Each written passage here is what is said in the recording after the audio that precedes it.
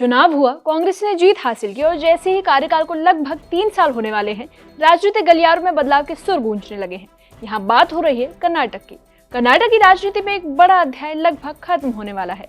मुख्यमंत्री सिद्धरामैया का इस्तीफा राज्यपाल ने मंजूर कर लिया है और अब सत्ता परिवर्तन लगभग तय माना जा रहा है। कांग्रेस के भीतर लंबे समय से चल रही खींचतान के बाद अब डीके शिवकुमार के मुख्यमंत्री बनने की चर्चा तेज हो गई है। लेकिन सवाल सिर्फ इतना नहीं कि किसके नाम पर मुख्यमंत्री की मुहर लगेगी, बल्कि सवाल ये भी है कि क्या कांग्रेस ये बदलाव बिना अंदरूनी टकराव के संभाल पाएगी। तो चलिए समझते हैं। आप देख रहे हैं एबीपी लाइव और मैं साइमा परवीन।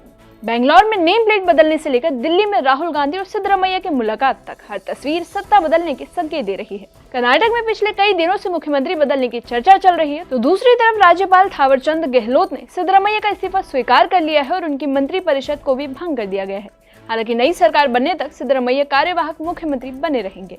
आसान भाषा में समझे तो सरकार पूरी तरह खत्म नहीं हुई है, लेकिन अब नई टीम तैयार होने तक पुरानी व्यवस्था अस्थायी तौर पर काम करेगी। सिद्धरामैया के इस्तीफे को कांग्रेस के भीतर बड़े राजनीतिक समझौते के तौर पर देखा जा रहा है। दरअसल साल 2023 में कांग्रेस की जीत के बाद से ही ये चर्चा थी कि मुख्यमंत्री पद को लेकर सिद्धरामैया और डीके शिवकुमार दोनों दावेदार थे। तब पार्टी ने संतुलन बनाने के लिए सिद्धरामैया को मुख्यमंत्री और डीके शिवकुमार को डिप्टी सीएम बनाया था। अब माना जा रहा है कि उसी फॉर्मूले के तहत सत्ता परिवर्तन किया जा रहा है ताकि दोनों खेमे के बीच संतुलन बना रहे और पार्टी में बड़ा विवाद न हो। वहीं इस्तीफे के बाद सिद्धरामैया सीधे दिल्ली पहुंचे और राहुल गांधी से मुलाकात की। इस मुलाकात की तस्वीरें और बातचीत दोनों काफी चर्चा में है। बताया जा रहा है कि राहुल गांधी ने सिद्धरामैया को गले लगाकर कहा कि आपने साबित कर दिया कि सत्ता से बड़ी विचारधारा होती है। वहीं सिद्धरामैया ने जवाब दिया कि आपने कहा और मैंने पद छोड़ दिया। हालांकि सत्ता परिवर्तन के बीच कांग्रेस के अंदर दबाव की राजनीति शुरू हो चुकी है। खबर है कि सिद्धरामैया ने नए मंत्रिमंडल में अपने बेटे यतींद्र सिद्धरामैया के लिए अहम मंत्रालय की मांग रखी है। वहीं दूसरी तरफ डीके शिवकुमार के समर्थक चाहते हैं कि नई सरकार में उनका दबदबा साफ दिखाई दे और इसी वजह से मंत्री पदों को लेकर अलग अलग गुट सक्रिय हो गए हैं।